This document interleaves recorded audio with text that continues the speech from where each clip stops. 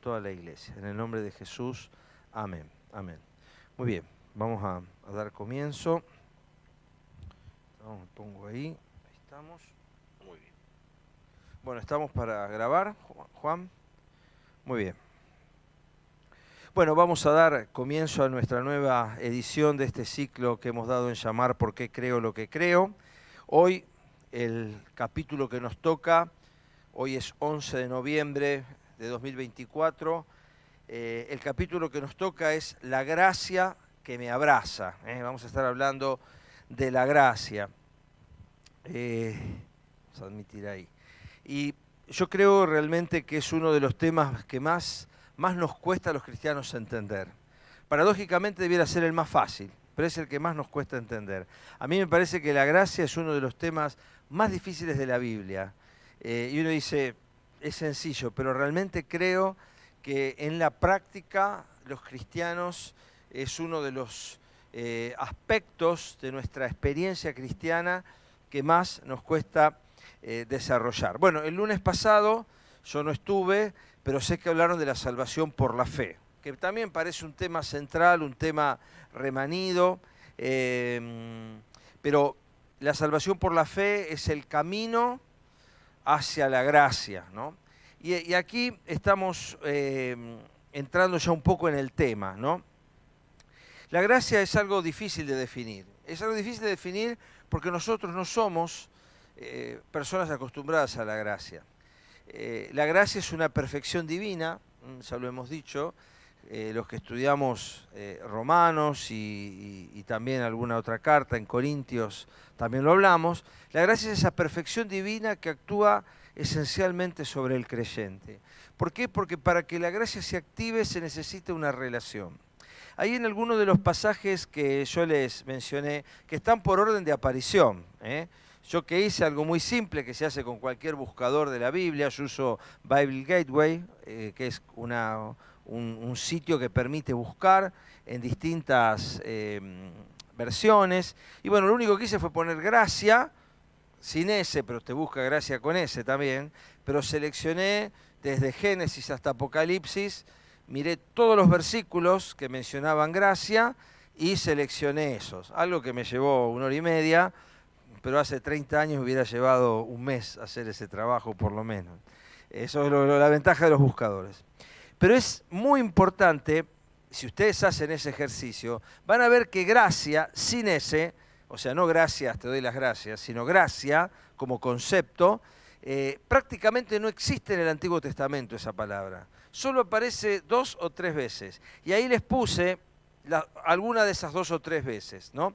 Y todas son futuro. O sea, las veces que aparece la palabra gracia está asociado a un verbo en futuro.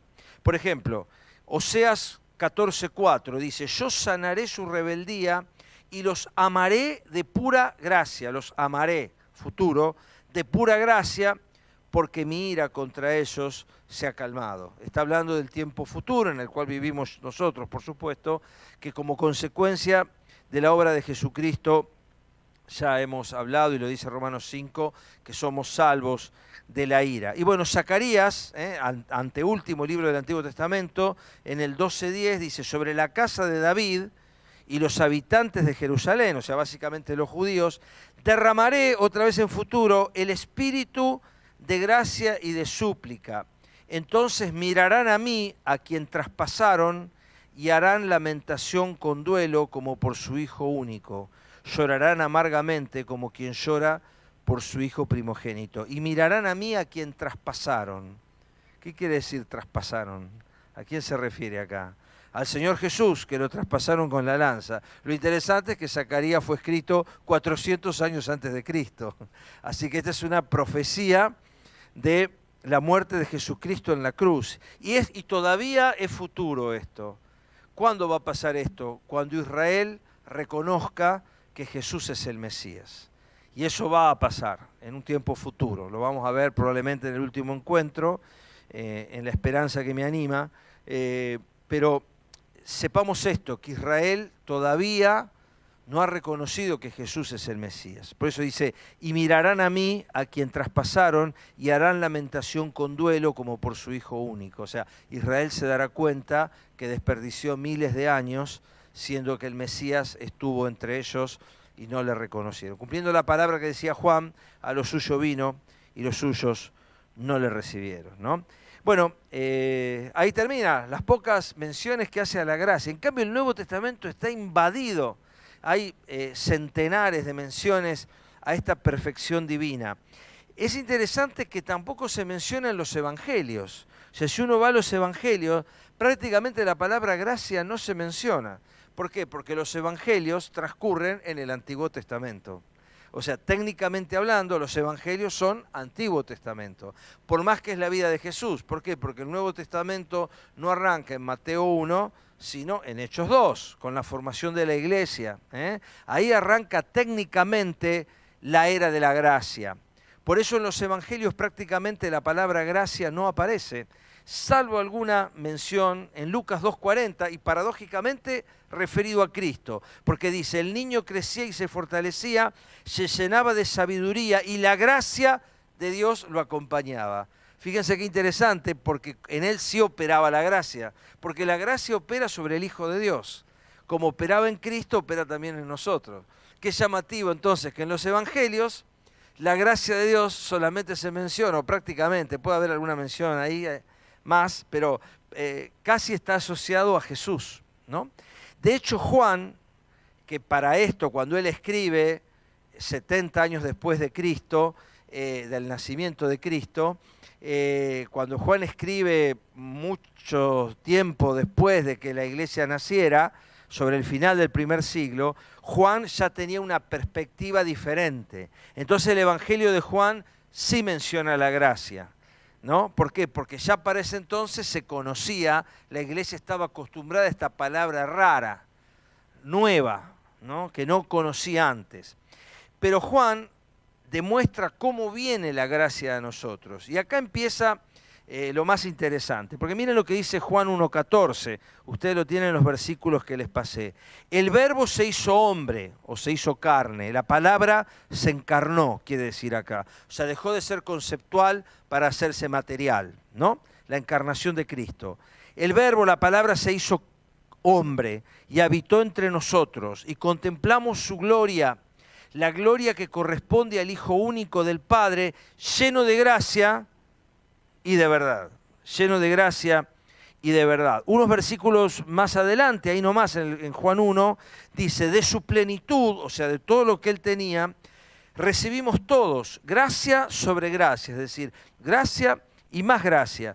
Ahora la vamos a definir. Pues la ley, y acá empieza la primera distinción que la hace Juan, la ley fue dada por Moisés, mientras que la gracia y la verdad nos han llegado por medio de Jesucristo. O sea, Juan lo dice de una manera contundente, o sea, la gracia vino por Jesucristo. De hecho, por eso no se menciona en tiempo presente en el Antiguo Testamento y tampoco en los Evangelios, porque la gracia arranca en realidad en la cruz del Calvario. De la gracia y la verdad nos han llegado por medio de Jesucristo. ¿Qué es la gracia entonces? Vamos a empezar a definir esta palabra difícil de definir. Gracia es regalo inmerecido. Dicho en poquito, en breve y en buen castellano, es un regalo inmerecido. De ahí deriva la palabra gratis. Gracia deriva de, gratis deriva de gracia en realidad. Entonces, cuando algo es gratis, es que no se paga. Gracia en realidad no es que no se ha pagado por ello, es más bien algo que se recibe inmerecidamente. No conlleva necesariamente la condición de gratuito, porque en realidad, creo que lo mencionamos acá el domingo, la salvación es por gracia, pero no es gratis, o sea, alguien tuvo que pagar por esa salvación, ¿no? Porque la gracia y la verdad vinieron por medio de Jesucristo. Entonces, gracia es ese favor inmerecido, es ese don, es ese regalo que se da sin esperar nada a cambio. Es una definición reduccionista, o sea, es cortita y como toda definición corta, adolece de limitaciones, ¿no? ¿Por qué? Porque la gracia es un concepto mucho más amplio como vamos a tratar de desarrollar hoy, ¿no? El apóstol Pablo después va a desarrollar mejor el tema de la gracia, no sé si mejor, pero lo va a desarrollar más completo, ¿no? En Hechos Pablo lo menciona porque ya es vida de la iglesia, pero vamos a Romanos, ¿no? Que es la primera carta que habla bastante de este concepto, la primera carta en aparición. Dice Romanos 5.2, también por medio de él y mediante la fe tenemos acceso a esta gracia en la cual nos mantenemos firmes, así que nos regocijamos en la esperanza de alcanzar la gloria de Dios. Y unos versículos más adelante, en el 15, Pablo va a decir, pero el pecado de Adán no puede compararse con la gracia de Dios, porque por el pecado de un solo hombre murieron todos, pero el don de uno solo trajo la gracia que abundó para todos, ¿no? O sea, la gracia vino por Jesús. La gracia vino a partir de la fe. ¿Cuál es la diferencia entre fe y gracia? Para algunos dice, ¿somos salvos por la fe o somos salvos por la gracia? Las dos cosas son ciertas. Por la fe tenemos entrada a esta gracia, Romanos 5.2, ahí lo tienen. También por medio de él y mediante la fe tenemos acceso a esta gracia. La gracia es la bendición de Dios plena, amplia, total, que se alcanza a través de la puerta de la fe. Yo no puedo acceder a la gracia de Dios si no es por la fe. O sea, la gracia no se puede comprar. La gracia no se merece. Hay una canción que estamos cantando ahora que dice con verdad que ni se compra ni se merece. O sea, no se compra ni se merece. O sea, nadie merece lo inmerecido. Por definición, gracia es regalo inmerecido. O sea, nadie merece la gracia y nadie la puede comprar porque no está a la venta, ¿no? La gracia no puede ser comprada, la gracia de Dios, porque es un favor.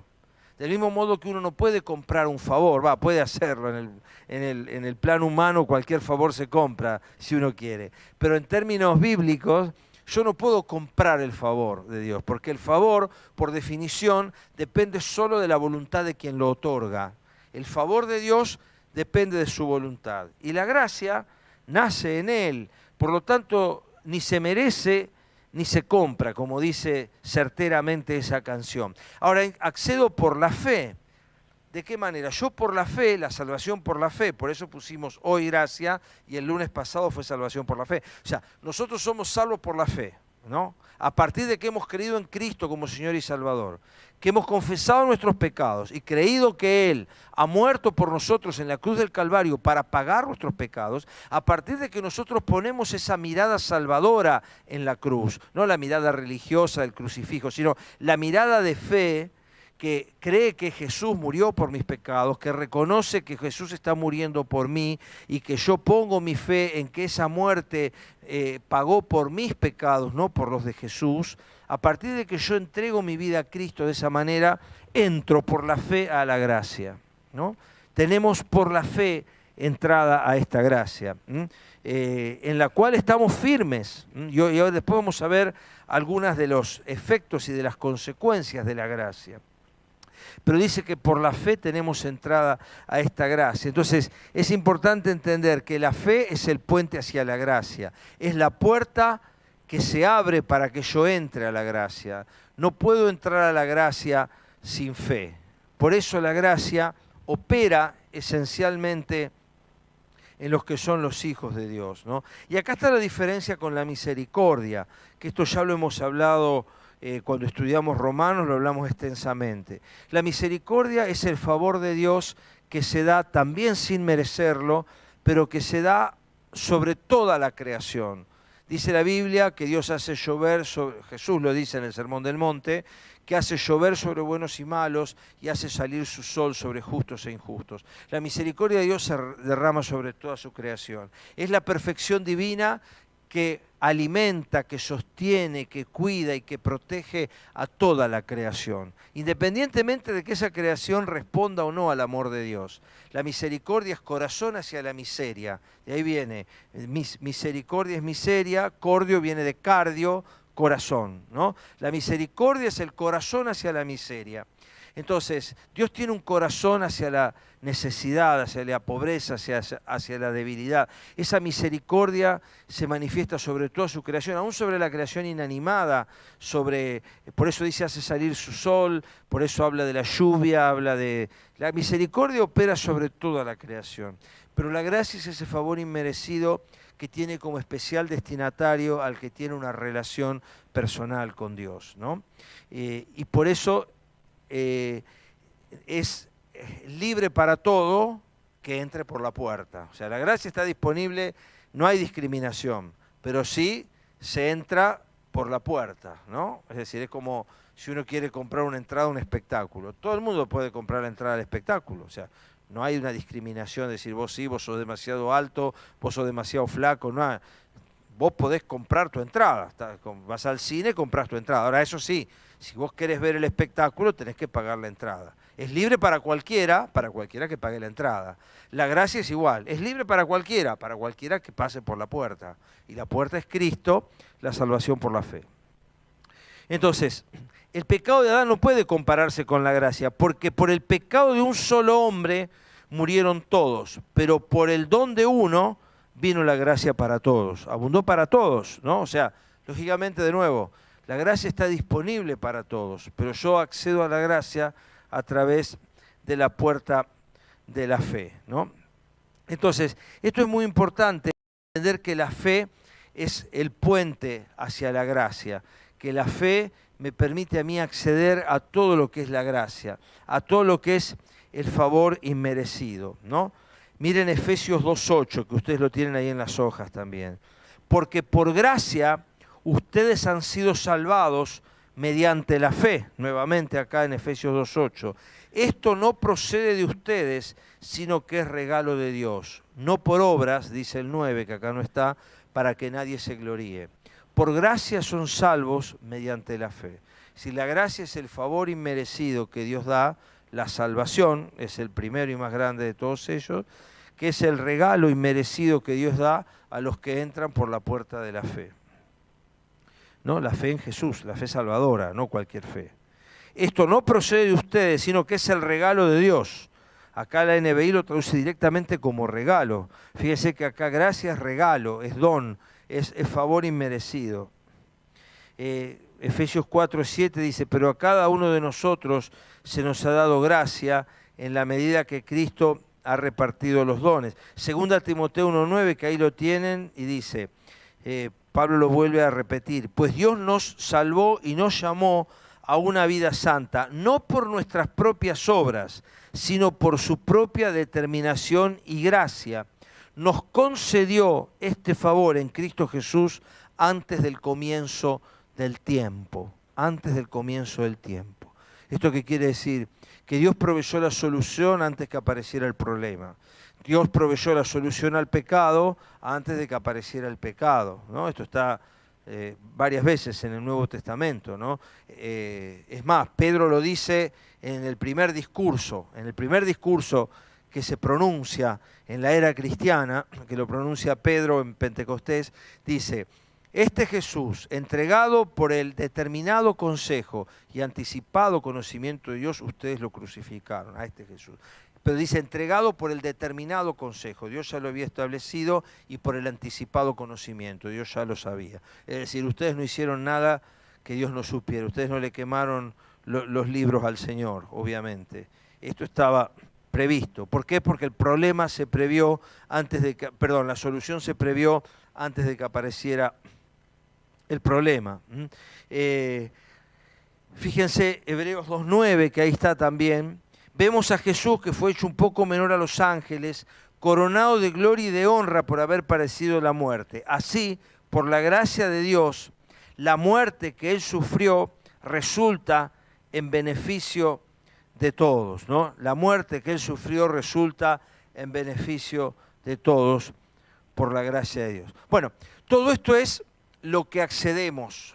Lo primero que accedemos cuando entramos a la gracia es la salvación. Nunca nos debemos olvidar que no hay ningún mérito en la salvación. Nosotros no tenemos ningún mérito. El haber creído no es un mérito. Hemos creído en el Señor, hemos confesado nuestros pecados Y no hay mérito en eso, sino más bien la sinceridad de reconocer una realidad propia y el pedir ayuda, porque en definitiva no hay más mérito en la salvación que el mérito que hay que el que se está ahogando llame al guardavidas. Si hay mérito en eso, también hay mérito en la salvación.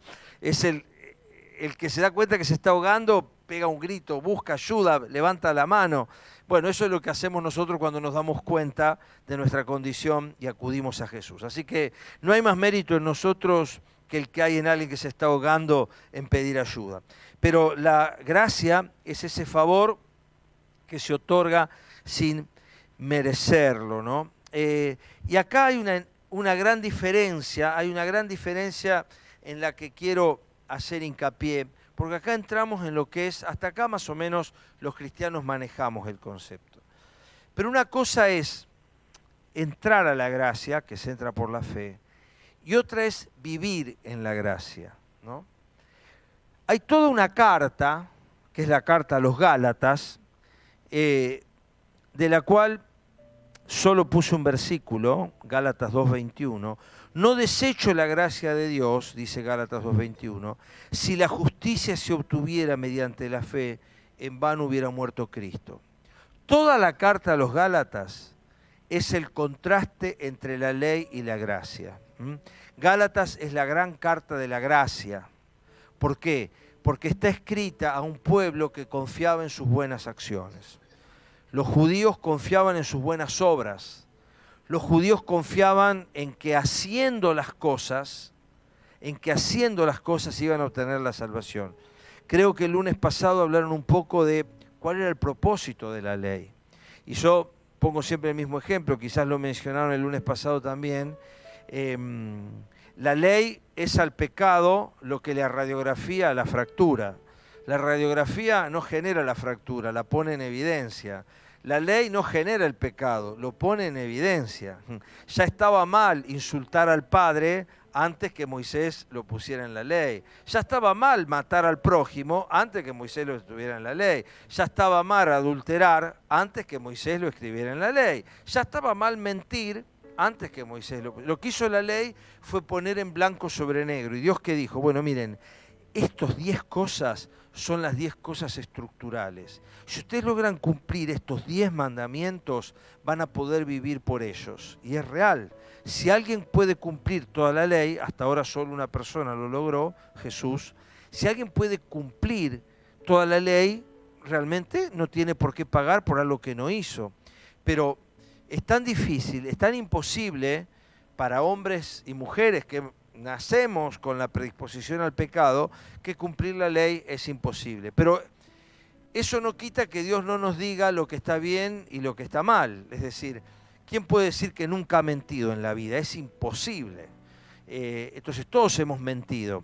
Pero el hecho de que todos mintamos no transforma a la mentira en algo bueno.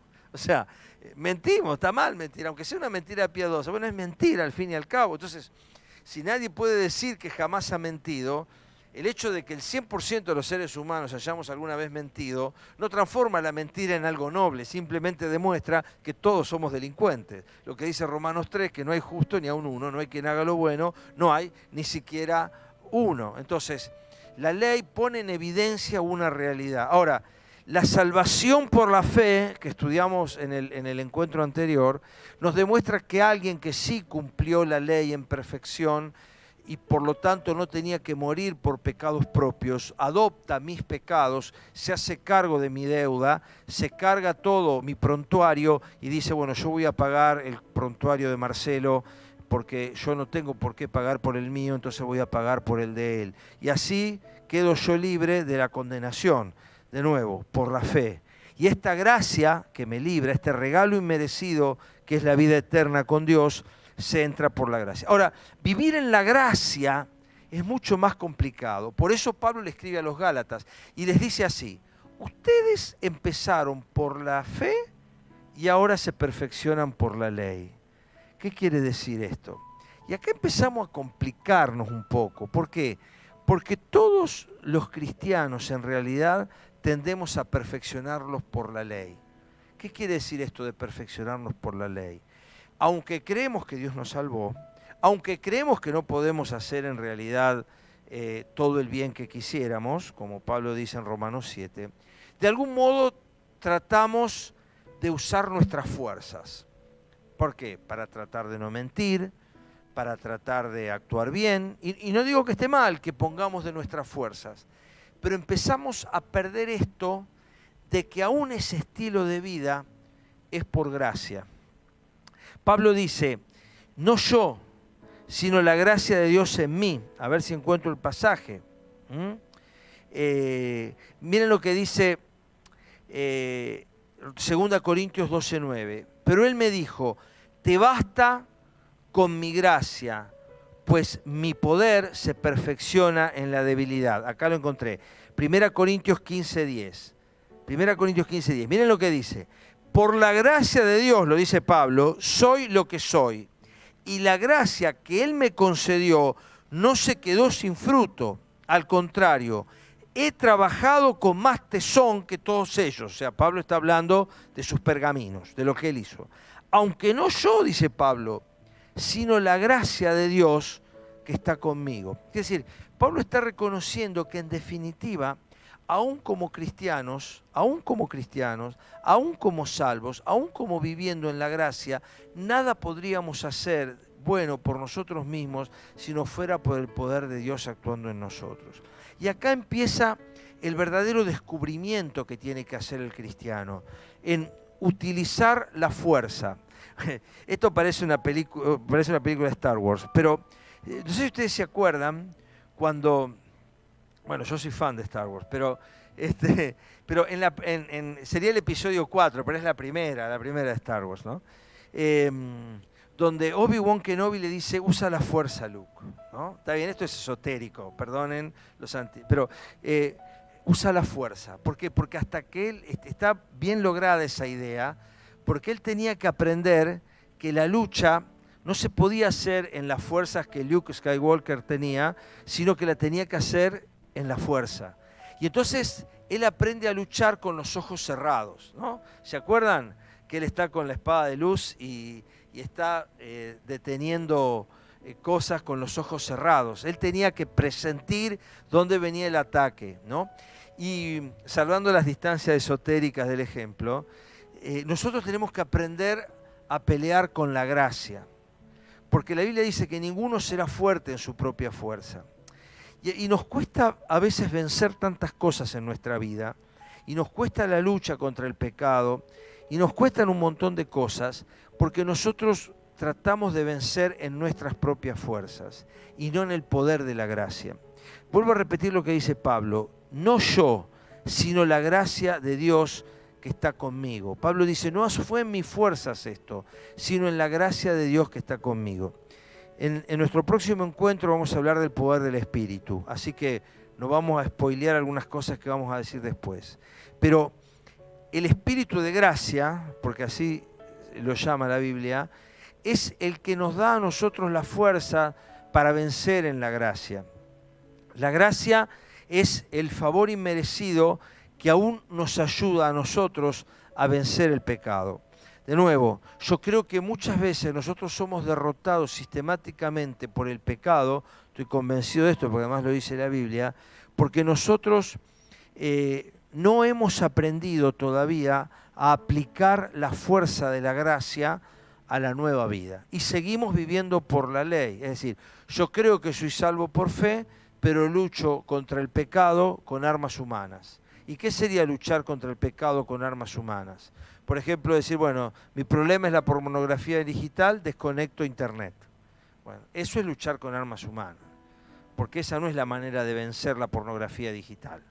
No es aislarme de todas las máquinas, como hizo la Bella Durmiente, que el rey destruyó todos los usos. ¿Se acuerdan que tenían agujas para que la princesita a los 15 años no se pinchara con la aguja? Y después finalmente ¿se acuerdan la historia?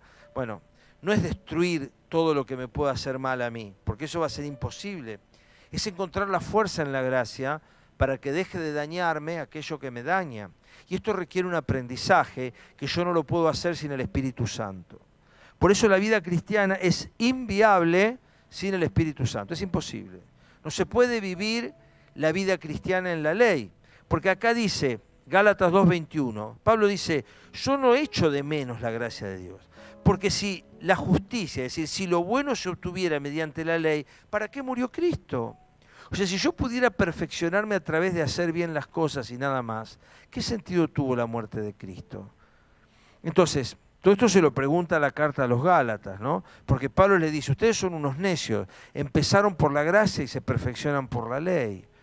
Entonces, por eso digo yo que es una de las doctrinas más difíciles de entender, porque los cristianos, sobre todo quizás por herencias religiosas, nos hemos acostumbrado a que la vida cristiana es una suma de las cosas que no debo hacer y una suma de las cosas que sí debo hacer. Y esto es legalismo.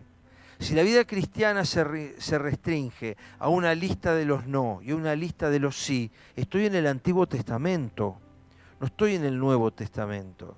La vida cristiana tiene que ser una elección en el poder de lo que me sirve, desechando lo que no me sirve, de lo que me bendice, de lo que no me bendice, de lo que me está esclavizando, de lo que me libera. Y esto solo se puede hacer a través de la gracia de Dios. Por eso a veces nosotros como cristianos, muchas veces fracasamos en nuestros nobles intentos de crecer, porque estamos tratando de crecer por medio de la ley, de cumplir un montón de cosas. Por ejemplo, hay que ir a la iglesia. Si yo tomo esto como un dogma, no me sirve. Yo tengo que entender la razón espiritual que hay detrás del poder que opera en la congregación. Porque si yo solamente me limito a decir, voy a la iglesia, o no miento, o no digo malas palabras, ¿por qué razón no digo malas palabras? ¿O por qué razón sí las digo? ¿Por qué razón no me emborracho? ¿O por qué razón sí me emborracho? ¿Por qué razón, no sé, no miro pornografía?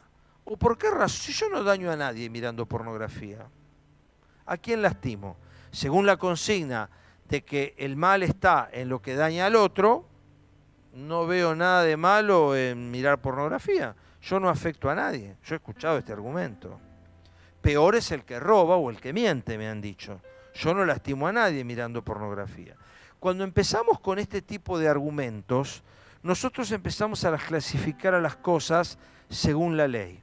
La gracia no se va a preguntar si tengo o no tengo que hacer esto. La gracia, ¿qué se va a preguntar? ¿Esto me bendice y bendice o no me bendice y no bendice? Yo no elijo solo las cosas por bueno o malo, porque esa elección debiera ser automática. Yo elijo las cosas a través de las razones espirituales de por qué yo hago las cosas. Es importante enseñarle a nuestros hijos, a nuestros adolescentes y a nuestros jóvenes que las razones por las que nosotros hacemos o dejamos de hacer determinadas cosas no tienen que ser porque el pastor me va a retar, porque en la iglesia me van a mirar mal o porque Dios me va a castigar. Yo quiero decirle acá y a todo el que escuche esto de acá al próximo 1.000.000 de años que Dios no está enojado con el cristiano. El que me dice, el que encuentre un versículo en el Nuevo Testamento que diga que Dios está enojado con el cristiano, yo voy a pedir perdón públicamente de lo que ahora estoy diciendo. Pero como hasta ahora nadie me lo encontró, Dios no está enojado con el cristiano. Dios está enojado con el Cristo que cargó mis pecados. Con Él sí, toda la ira fue descargada sobre Él. Porque todo el castigo y el enojo que Dios tenía hacia mí, Él lo descargó sobre Cristo. Por eso no hay un solo versículo en el Nuevo Testamento que diga que Dios está enojado conmigo. No hay nada lo suficiente malo que yo pueda hacer para que Dios deje de amarme. Tampoco hay nada lo suficientemente bueno que yo pueda hacer para que Dios me ame más. Esto lo repito hasta el infinito porque cuesta mucho entenderlo. O sea, Dios no puede dejar de amarme. Yo no hay nada lo suficientemente malo que yo pueda hacer o acumular cosas malas en una cantidad tal que Dios me ame un poquito menos. No hay posibilidad de que eso pase. Porque Dios me ama de una manera completa, absoluta e independiente de mis acciones. Es totalmente independiente de mis acciones. Dios me ama. De tal manera amó Dios que ha dado. No hay razón ni motivo para el que yo tenga que preocuparme porque Dios se enoje conmigo. Entonces yo no hago tal cosa o dejo de hacerla porque Dios me enoje o porque Dios se castigue o porque en la iglesia me mire mal o porque el pastor me llama el lunes. Ninguno de estos motivos son válidos. No son válidos. No son válidos. Son argumentos legalistas.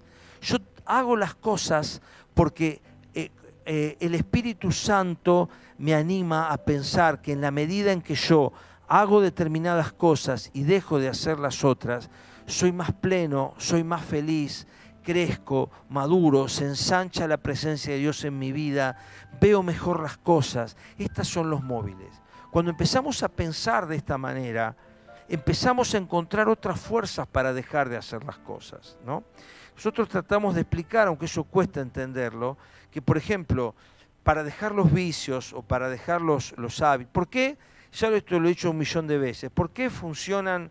Esto está demostrado por las estadísticas. ¿Por qué los programas confesionales para dejar las drogas andan, pero extraordinariamente mejor que un programa no confesional para dejar las drogas? Usan los mismos métodos, tienen los mismos psicólogos. ¿Por qué? ¿Por qué? Porque el adicto encuentra una razón para vivir. En la medida que encuentra esa fuerza para salir adelante, encuentra lo que había perdido. El adicto no tiene una razón para vivir. Cuando encuentra esa razón para vivir, eso es lo que le ayuda a él a dejar lo otro. Porque mientras él no encuentre eso, va a seguir esclavo de lo otro. Entonces, la única manera de despojarme de mis adicciones, de mis estorbos, de mis cadenas, es encontrar una fuerza mayor que la cadena que me ata. Y esa fuerza mayor solo la encuentro en la gracia de Dios y en el Espíritu que obra a través de la gracia, ¿no? Entonces, la verdadera libertad, por eso Jesús dijo, si Cristo los liberta, van a ser verdaderamente libres, ¿no? Este pasaje también cuesta tanto entenderlo, como verdaderamente libres. Claro, porque nadie en realidad, yo no puedo hacerme libre por mí mismo. Yo no puedo deshacerme de mis cadenas. Aún como cristiano, la única manera que yo puedo despojarme de las ataduras es a través de la gracia. Fíjense lo que dice Hebreos 4:16. Así que acerquémonos confiadamente al trono de la gracia para recibir la misericordia y encontrar la gracia que nos ayuden oportunamente. Yo en el trono de la gracia encuentro la gracia que me ayuda oportunamente. Yo voy al trono de la gracia para alcanzar la gracia. Lo primero que hace una persona que metió la pata es perder las 3 cosas que lo ayudan a salir. Deja de orar, deja de leer la Biblia y deja de encontrarse con cristianos. Es lo primero que hace alguien. Yo siempre digo lo mismo, se te rompió el auto, vas al mecánico. Te duele un diente, vas al odontólogo. Estás descompuesto, vas al médico. Tenés un problema espiritual, dejás la Biblia, dejás la iglesia y dejás la oración. O sea, hacemos exactamente lo contrario que haríamos en otras situaciones de la vida, que es ir a donde precisamente pueden resolver el problema que yo tengo, sea el auto, el diente o la pierna. Hacemos exactamente lo contrario. ¿Por qué? Porque el diablo nos mete esta idea de que me van a juzgar, me van a preguntar, me van a decir qué pasó, me van a dejar de mirar, me van a empezar a hacer cosas, me van a castigar, Dios me va a castigar. Entonces nos mete esto en la cabeza el diablo y hace que nosotros, justamente lo primero que hacemos es cortar los salvavidas que nos ayudan a salir de la situación en que estamos. Dejamos de orar, dejamos de leer y dejamos de congregarnos. Entonces, naturalmente, cuando yo empiezo a entender que precisamente aquello que primero dejo es lo último que debería dejar, encontraríamos antes y con menos secuelas la salida a cualquiera de nuestros problemas, ¿no? Pero no. Preferimos hacerlo en nuestra fuerza. No, yo voy a poder. No, yo de esta voy a salir. Y le metemos, y sale ahí el músculo, y sale el Rambo, y ahí sale de adentro, y va y la pelea a él con su fuerza. Ahí el diablo se ríe a carcajadas, porque la Biblia dice, ninguno será fuerte en su propia fuerza. Nosotros necesitamos de la fuerza de la gracia para salir adelante. Ahora, otro aspecto de la gracia, ¿no? No usarla para seguir pecando. Claro, porque cuando uno escucha el mensaje de la gracia, que yo no puedo hacer nada lo suficientemente malo para que Dios pueda dejar de amarme. Pero entonces es fantástico. Yo puedo hacer lo que quiero, total, Dios me va a amar igual. Yo puedo hacer lo que quiero, total, la salvación no la voy a perder. estamos firmes en esta gracia, dice acá, por la fe entramos y estamos firmes, es decir, nadie nos puede mover. Lo que pasa es que yo no puedo utilizar la gracia como carta blanca para seguir actuando mal. Miren lo que dice Judas 1.4, no Judas versículo 4 en realidad. El problema, dice Judas, no el Judas Iscariote que mató a Jesús, el otro, que no lo mató, lo traicionó, es el otro Judas. El problema es que se han infiltrado entre ustedes ciertos individuos que desde hace mucho tiempo atrás han estado señalados para condenación. Son impíos que cambian en libertinaje la gracia de nuestro Dios y niegan a Jesucristo. Cambian en libertinaje la gracia de nuestro Dios. Es decir, carta blanca. Total, vamos para adelante. Si total, no puedo hacer nada lo suficientemente malo para que Dios me deje de amar. Ajá. No puedo hacer nada lo suficientemente malo para perder la salvación. Fantástico. Entonces, acelerador a fondo y entramos a cortar camino, ¿no es cierto? Pero la gracia no es un salvoconducto para pecar. De nuevo, porque el no pecar no tiene que ver con que Dios me castigue. No tiene que ver con un checklist donde yo digo, esto está bien, esto está mal, esto está bien, esto está mal, esto está bien, esto está mal. El no pecar tiene que nacer en realidad en nosotros una vocación que pone el Espíritu de que realmente pecar no es un buen negocio. No es un buen negocio.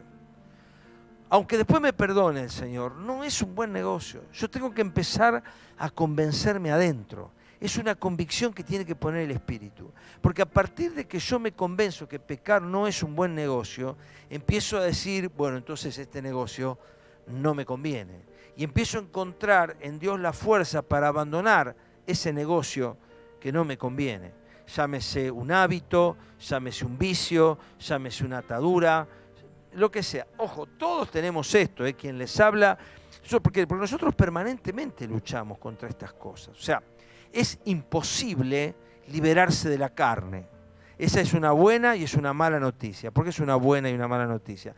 Es una buena noticia que es imposible librarse de la carne porque uno dice, bueno, menos mal, el 100% de nosotros está con el mismo problema. Esa es la buena noticia. La mala noticia es que es imposible librarse de la carne. O sea, es una mala noticia. ¿Por qué? Porque en definitiva, Pablo dice, ¿quién me librará de este cuerpo de muerte? Miserable de mí, Romanos 7. ¿Quién me librará? Cuando estudiamos Romanos dijimos, Pablo empezó a dialogar consigo mismo en Romanos 7, y lo estudiamos cuando estudiamos Romanos, y él dice, el bien que quiero no hago, pero el mal que no quiero eso hago. Él dice, un desastre, soy un desastre, dice Pablo. Lo que quiero hacer justamente no lo hago, y lo que no quiero hacer, eso es precisamente lo que hago. Y todos nosotros nos identificamos maravillosamente. Ahora, Romanos 8, que habla de la vida en el Espíritu, es toda la explicación, que vamos a ver la semana que viene, de cómo a través del poder del Espíritu Santo, porque como el pecado es un fenómeno espiritual y mi espíritu está invalidado por el pecado para actuar, yo necesito el Espíritu Santo que revitalice mi espíritu para poder ir contra el pecado. Por eso el pecado en realidad, que está visto como una suma de cosas malas, cuando hablamos acá de, no me acuerdo en qué contexto, dijimos que en realidad el pecador no lo es porque comete pecados porque es pecador. La condición de pecador es anterior al hecho de pecar. Es decir, una persona no es pecador porque comete pecados porque es pecador. ¿No? No sé si alcanza a entender la diferencia, ¿no? Dicho en otros términos, una persona no se convierte en futbolista porque integra la selección nacional. Integra la selección nacional porque es buen futbolista. O sea, hay una causa y un efecto. Es decir, la causa es ser pecador, el efecto es pecar, no es al revés. Yo soy pecador antes de empezar a pecar, porque el pecado es una condición, no es una suma de malas acciones. Por eso la resolución al pecado no es tapar con buenas acciones las malas acciones, ¿no? Eso no tiene sentido. Eso sería como si yo los fideos podridos lo tapara con fideos buenos y me comiera todo junto. Nadie haría semejante barbaridad, pero nosotros sí lo hacemos en nuestra vida.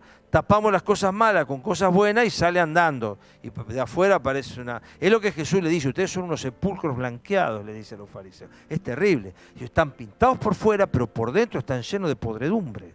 Es muy fuerte lo que le dice a los fariseos. Pero ese encalado, ese pintar sobre la humedad, que tanto nos parece a nosotros los cristianos que está bien, en realidad está mal, porque la humedad brota, como en la pared, finalmente la humedad brota. Y finalmente el pecado brota, yo no puedo tapar con buena obra. Entonces, el pecado se combate desde la raíz, no desde sus efectos. Yo tengo que atacar espiritualmente. Y la gracia es el estado de comunión con Dios que me permite a mí mantenerme firme. Vamos a avanzar un poquito en qué recibo por gracia. Fíjense, ese versículo no lo tienen. 2 Corintios 1, 21 y 22. 2 Corintios 1, 21 y 22. ¿Qué recibo por gracia? O sea, ¿qué es lo que tengo por gracia? Fíjense, acá hay 4 cosas importantísimas que Dios nos da a través de la gracia. 2 Corintios 1, 21. Dice, Dios es el que nos mantiene firmes en Cristo. Este es el primer resultado de la gracia, es el anclaje. Miren, yo sé que hay expresiones cristianas que creen en la pérdida de la salvación. Es respetable, hay versículos que parecen decir eso, hay versículos que parecen decir eso. Pero, ¿por qué nosotros, y esto queda como documento para la iglesia, nosotros afirmamos y reafirmamos que la salvación, una vez obtenida por la genuina fe en Jesucristo, esa salvación es permanente? ¿Por qué? Porque esta gracia me mantiene firme en Cristo. Aunque arriba haya tormentas, aunque como hoy que había un vendaval, toda la copa de los árboles era terrible cómo se movía, no sé si lo vieron, pero la raíz está inmóvil. La raíz de ese árbol está inmóvil. Porque si se llega a mover la raíz, ese árbol se cae. Entonces, nosotros estamos arraigados en Cristo. O sea, arriba puede venir un vendaval y yo puedo ir, venir, pecar, me mando un moco, pasa esto, va lo otro, pero la raíz está abajo. Y mientras la raíz esté arraigada, por eso la Biblia dice arraigados y sobreedificados en Él, dice otra parte, al tener las raíces en Cristo, la gracia me mantiene firme. Entonces la persona puede apartarse, puede pecar, puede hacer un montón de cosas y a los ojos de los demás parecer que esa vida está desastrosa. Pero si las raíces se han mantenido en Cristo, esa persona está firme en Él. Y esto es importante de creerlo. ¿Por qué? Porque nos da seguridad de que nuestra salvación eterna no depende de lo que nosotros hagamos. De hecho, el Nuevo Testamento solo da una situación en la que la salvación por fe, que estudiamos en la sesión anterior, se perdería, y es lo que se llama la apostasía. Es la negación sistemática, estructural, interna de Jesucristo como Dios y como Salvador, ¿no? Esto que la Biblia llama el pecado contra el Espíritu Santo, o que Judas y Pedro llaman la apostasía, tienen que ver con una negación estructural de aquello que yo he creído. Es como que realmente niego, y lo niego persistentemente, no en un momento de bronco, de dolor, sino que lo niego persistente, firme y estructuralmente a Cristo como Salvador. Es decir, reniego literalmente de lo que alguna vez creí. Esta sería la ventana que nos hace sospechar que en esas condiciones, y quizás solo en esa, la salvación podría perderse. Pero no hay otra cosa que la haga perder, porque no depende de mí. O sea, si hubiera un pecado que hiciera perder la salvación, ese pecado sería más fuerte que aquello que me la hizo obtener. O sea, llegaríamos a la conclusión contradictoria de que hay algo más fuerte que la sangre de Cristo, cosa que no es posible. O sea, llegamos a la conclusión de que hay un pecado más fuerte que la cruz de Cristo. Entonces, no es cierto que la cruz de Cristo destruyó el pecado, que Cristo quitó de en medio el pecado. No sería cierto. Por lo tanto, no hay un pecado lo suficientemente malo que yo pueda hacer, salvo esa salvedad que dije antes, que me pueda a mí apartar. Porque Pablo lo dice, ¿quién nos separará del amor de Dios? Así termina Romanos 8. ¿Quién me apartará de Cristo Jesús? El pecado, el hambre, la desnudez, el peligro o espada, lo alto, ni lo presente, ni lo porvenir, ni lo profundo, ni ninguna cosa creada nos puede separar del amor de Dios que es en Cristo Jesús, Señor nuestro. Así termina Romanos 8. O sea, ¿quién nos separará? No podemos ser separados de ese amor. Estamos tan firmes en Cristo que nosotros no podemos ser separados. Y esto es extraordinario, porque si el cristiano, aun aquel que está sufriendo, entendiera que sus raíces siguen en Cristo, aunque afuera el viento lo está azotando de una manera terrible, empezaría su proceso de recuperación. Fíjense lo que dice. Primero, nos mantiene firmes. Segundo aspecto de lo que recibo por gracia, 2 Corintios 1:21. Él nos ungió. La unción en el Antiguo Testamento era un derramamiento de aceite que se hacía sobre 3 grupos de personas: los reyes, los sacerdotes y los profetas. Eran los 3 grupos de personas. Se tomaba un cuerno de aceite y se vertía sobre la cabeza del candidato, a profeta, a rey o a sacerdote. Entonces, la unción es un símbolo del Espíritu Santo, ¿no? El aceite es un símbolo del Espíritu Santo.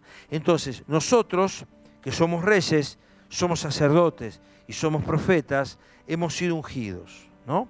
Somos reyes porque la Biblia lo dice, Él nos ha hecho reyes y sacerdotes. Va a ser la canción de la eternidad. Al que nos amó y nos lavó de nuestros pecados por su sangre, nos ha hecho para nuestro Dios reyes y sacerdotes. Apocalipsis 4 o 5. Nos ha hecho reyes y somos sacerdotes. Y somos profetas porque hablamos en nombre de Dios.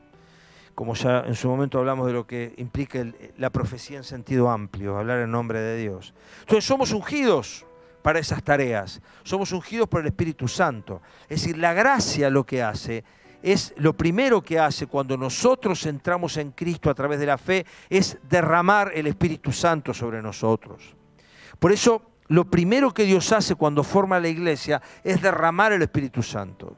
El Espíritu Santo en Pentecostés es la demostración cabal del descenso. Y fíjense que sobre las cabezas estaban las lenguas de fuego. Eran unas llamas que aparecían sobre los 120 que estaban reunidos ahí, Hechos capítulo 2, y era sobre la cabeza, justamente donde se ungía. Entonces ahí está el símbolo de que el derramamiento del Espíritu Santo es lo que habilita al cristiano a poder vivir la vida cristiana. De esto vamos a hablar la semana que viene. Pero la unción tiene que ver con el derramamiento del Espíritu Santo. Por eso nosotros creemos, y también lo vamos a mencionar la semana que viene, si bien la plenitud del Espíritu es un proceso y hay momentos en que hay reavivamientos del Espíritu, el Espíritu Santo viene a vivir en nuestros corazones el mismo día que hemos creído en Él. Si ustedes van a Efesios 1, dice así, en Efesios, voy a buscar la Biblia, en Efesios capítulo 1, perdón el video, ¿no? En Efesios capítulo 1 dice lo siguiente. Lo quiero leer porque eso no lo tienen, pero fíjense que Efesios capítulo 1 demuestra cabalmente que esto es así. En Él, Efesios 1:13, en Él, en Cristo, también ustedes, cuando oyeron el mensaje de la verdad, el evangelio que les trajo salvación, y lo creyeron, fueron marcados con el sello que es el Espíritu Santo prometido. Este garantiza nuestra herencia hasta que llegue la redención final del pueblo adquirido por Dios para alabanza de su gloria. Esto es contundente, más claro imposible. Ustedes oyeron el mensaje, no solo lo oyeron, y lo aclara, ¿cuál es ese mensaje? El evangelio que les trajo salvación. Y lo creyeron, porque hay que oírlo y creerlo. Cuando esto pasa, acto seguido se produce una marca, un sello, que es una marca espiritual indeleble que tienen todos los que han creído en Cristo. Ahora imagínense que si la salvación se perdiera, ¿qué hace Dios? Te sello, te desello, te sello, te desello, te adopto, te desadopto, te adopto, te desadopto. La salvación no se puede perder. Si bien la biblioteca cristiana de la historia está dividida con gigantes de la teología de un lado y del otro, por eso nosotros creemos firmemente que la salvación, si realmente fue sincera al ser obtenida, esa salvación es irreversible. Dios es el que nos mantiene firmes en Cristo Jesús, tanto a nosotros como a ustedes. Él nos ungió, nos selló, acabamos de leerlo. Lo dice de nuevo 2 Corintios 1:22. Nos selló como propiedad suya y puso su espíritu en nuestro corazón como garantía. Esto es lo que produce la gracia, nos mantiene firmes, nos unge con el Espíritu Santo. Esa unción nos sella como propiedad y es la garantía de sus promesas. ¿Qué es la garantía? Es algo que demuestra o que nos da tranquilidad a nosotros respecto a la autenticidad de lo que adquirimos, ¿no? Hay una garantía. Cuando compramos un producto, dice, este producto tiene garantía por tanto tiempo. ¿Qué quiere decir eso? Que si eso llegara a fallar, la garantía opera, en ese caso, mientras esté dentro del periodo de garantía, opera para que yo pueda devolver el producto y me lo devuelvan y me den otro, o me lo reparen dentro de la garantía. Bueno, la garantía de que Dios nos va a rescatar eternamente es el sello del Espíritu Santo. El sello del Espíritu Santo en nuestros corazones demuestra cabalmente que nosotros somos propiedad de Dios. Y el mundo espiritual ve ese sello. El mundo espiritual sabe, puede leer ese sello en nosotros. Es invisible a los ojos humanos, pero claramente visible al mundo espiritual.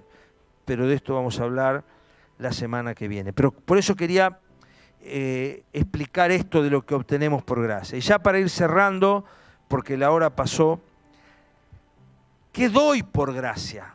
Porque de gracia recibisteis, dad de gracia, les dijo Jesús a los dos. O sea, si yo recibí por gracia, debo dar por gracia. La NBI lo traduce: lo que recibieron gratuitamente, denlo gratuitamente. Pero me gusta más la expresión de la RB60 que dice: lo que recibo por gracia, lo doy por gracia. Fíjense, acá hay algunos versículos. Miren, por ejemplo, en 2 Corintios 8:7. Pero ustedes, así como sobresalen en todo, en fe, en palabra, en conocimiento, en dedicación, en amor, procuren también sobresalir en esta gracia de dar. O sea, cuando yo recibo por gracia, doy por gracia. Y esto no tiene que ver solo con dinero. Porque tiene que ver con dinero, por supuesto, con bienes, porque acá Pablo está hablando de eso acá. 2 Corintios 9:8 dice: Dios puede hacer que toda gracia abunde para ustedes, de manera que siempre, en toda circunstancia, tengan todo lo necesario y toda buena obra abunde en ustedes. O sea, la gracia de Dios aún afecta nuestra economía, aún afecta nuestra tranquilidad, la afecta positivamente, nos hace estar seguros de que Dios no nos va a abandonar. La gracia tiene que ver con sustento, la gracia tiene que ver con provisión, la gracia tiene que ver con consuelo, la gracia tiene que ver con abrazo, la gracia tiene que ver con todo lo que Dios nos da. Ahora, yo debo dar por gracia. 1 Pedro 4:10 dice: cada uno ponga al servicio de los demás el don que haya recibido, administrando bien la gracia de Dios en sus diversas formas. La multiforme gracia de Dios, dice la Reina Valera 60. La pictórica sería la traducción del griego directa, ¿no? La gracia de Dios que opera de distintas maneras. Es decir, yo recibo gracia salvadora, devuelvo gracia de bendición. Dios me da gracia en su amor, devuelvo gracia por amor. Dios me da consuelo por su gracia, devuelvo consuelo por gracia. Dios me bendice económicamente, bendigo económicamente. Lo que por de gracia recibisteis, denlo de gracia. Este principio es un principio de bendición. Es un principio de bendición. ¿Por qué? Porque nosotros no podemos especular con que voy o no voy a dar lo que he recibido. Y de nuevo, no estoy hablando de dinero, ¿no? El no ejercer un don que uno tiene, lejos de ser un mecanismo de modestia, es un mecanismo de soberbia. Porque yo le estoy diciendo a Dios que yo no soy competente para hacer aquello para lo cual Él me hizo competente. Entonces, ¿qué soy yo? Un soberbio. ¿Por qué? Porque le digo a Dios que Él se equivocó. Le digo como Moisés le dijo a Dios: mira, Señor, yo te pido que vos mandes al que tenés que mandar. Y Dios se enojó, porque al que estaba mandando era Él. Y dice: está bien, yo te voy a hacer caso, vamos a ponerlo a Aarón. Y los problemas que generó Aarón, porque Dios le hizo caso a Moisés. Pero quiero decir, el don está para ser dado. El don forma parte de la unción, forma parte de lo que Dios nos ha dado. Si yo no administro la gracia para dar, estoy acaparando cosas de las cuales yo soy administrador. 1 Corintios capítulo 4 dice que nosotros somos administradores de los misterios de Dios. O sea, administramos cosas que no entendemos. A nosotros nos han sido dado cosas que no entendemos y las ejercemos sin entenderlas, como orar por los enfermos, como orar por el que está mal, como predicar el evangelio, como bendecir, como enseñar. Administramos cosas que no entendemos. ¿Cuántas personas por las que se ha orado por sanidad se han sanado sin que quien estaba orando creyera él mismo que eso era posible que ocurriera? Y ocurrió. Porque Dios respalda lo que nos da. Y la gracia la recibimos para dar. Por eso quiero cerrar con esta figura de la viuda en días de Eliseo, ¿no? En días de Eliseo había un gran hambre y había una viuda que tenía tinajas de aceite, ¿no?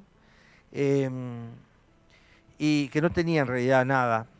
Entonces el profeta le dice, trae tantas vasijas como encuentres y el aceite se va a multiplicar.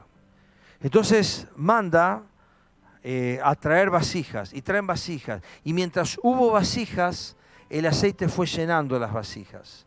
Cuando no hubo más vasijas, dije, ya no hay más vasijas vacías, se detuvo la provisión del aceite. Entonces, esto es una enseñanza extraordinaria, que mientras yo doy, recibo. El día que dejo de dar, dejo de recibir. Por eso el principio de la gracia es que yo tengo que seguir dando y dando más y multiplicar esta bendición de dar, porque es la única manera de que la gracia se siga revitalizando en mí. Quiero ir cerrando acá para que podamos entender que lo que nosotros damos por gracia es algo que no puede ser medido tampoco, por lo cual no puedo esperar una retribución. O sea, yo no, del mismo modo que Dios no espera una retribución por la gracia que me da, la gracia que yo doy no necesariamente la va a tener. Yo no puedo esperar recompensa, aplauso y ni siquiera aprobación por dar de gracia, porque justamente doy de gracia. Ahora, en la medida que yo comprendo la gracia de Dios, puedo dar por gracia. Solo el que ha entendido la gracia está apto para actuar con gracia. Por eso la comprensión de la gracia de Dios es algo que nos queda todavía chico, creo, porque la gracia nos ayuda a aceptar. La gracia nos ayuda a perdonar, a recibir al diferente. La gracia hace que yo pueda abrazar a aquel que es inabrazable. La gracia hace que yo pueda recibir y amar a lo que no podría ser amado. La gracia es la expresión más cabal del Espíritu Santo y del amor de Dios en nosotros. La gracia es el bien más valioso que Dios le ha delegado a la humanidad. Por eso nosotros somos administradores de la gracia. Y por eso quizás, y ahora sí termino, les invito a abrir la Biblia en el último versículo de la Biblia. En el último versículo de la Biblia. Apocalipsis 22, 21. Que la gracia del Señor Jesús sea con todos. Amén. La última perfección divina nombrada, la última acción de Dios, la última de las doctrinas que se menciona, es la más importante de todas. Que la gracia del Señor Jesús sea con todos nosotros. Amén. Que Dios les bendiga. Gracias por acompañarnos hasta acá. A los que están allí viendo esto, que realmente la gracia de Dios también sea con ustedes. Y bueno, y sea con nosotros también. Bueno, nos quedan 10 minutitos.